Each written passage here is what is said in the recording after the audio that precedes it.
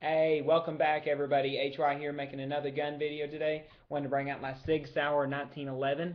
These are made right here in the USA in New Hampshire. A few things I do enjoy about this gun, and I'll just kind of do an overview of all the basic features over standard 1911s. You do get an upgraded beaver tail, which I do enjoy having this on all of my 1911s. You get a skeletonized hammer. Does make that pull down just a little bit easier if you just want to cock your hammer down again if you had a failure to fire.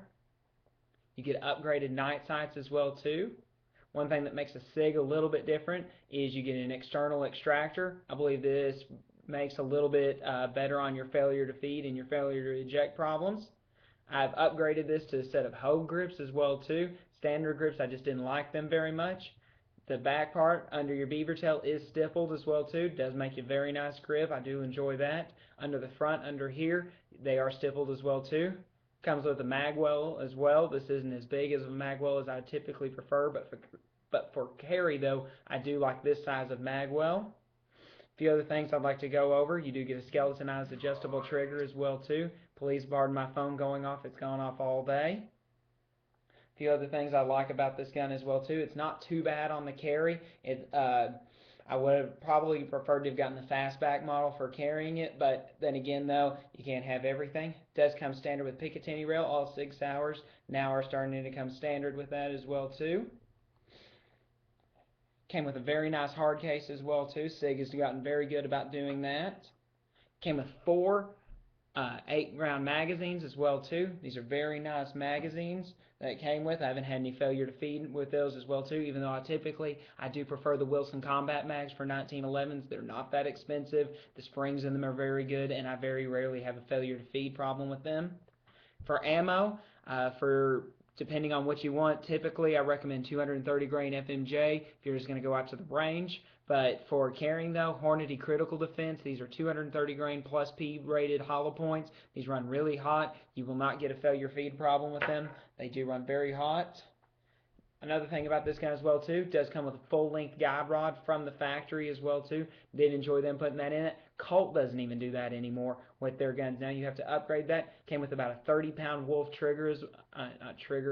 spring in it as well too. Made it very nice on the recoil. Does make the pull a little bit harder though, but it does make it very nice. One thing I just realized a few minutes ago as well too, you even have an upgraded release button as well too. Most of them are very small and they're very hard to get to. The Tacops comes with a very nice release button as well too. Don't know how many more great things I can say about these guns. They're great guns, built in America. They're made by American workers as well too. One thing as always, I do like to show y'all a little bit of trigger pull.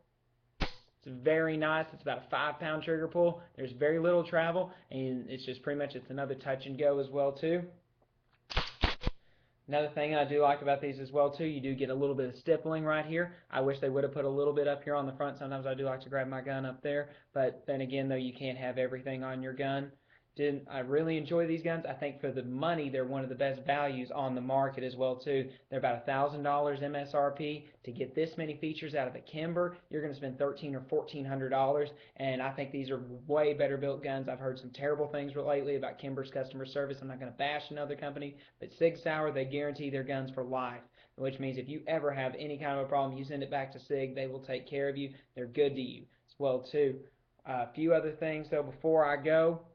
You can adjust these sights for windage as well too. They just drift in and drift out. I don't know why you would want to change the sights on these considering there already are night sights as well too. I guess you could change over to the Trigicons if you just wanted to spend some extra money and get tritium in them, but these are extremely bright in the dark as well too. I need to get me an assistant so I can have these, so that way I can show you what some of the night sights look like on these videos as well too.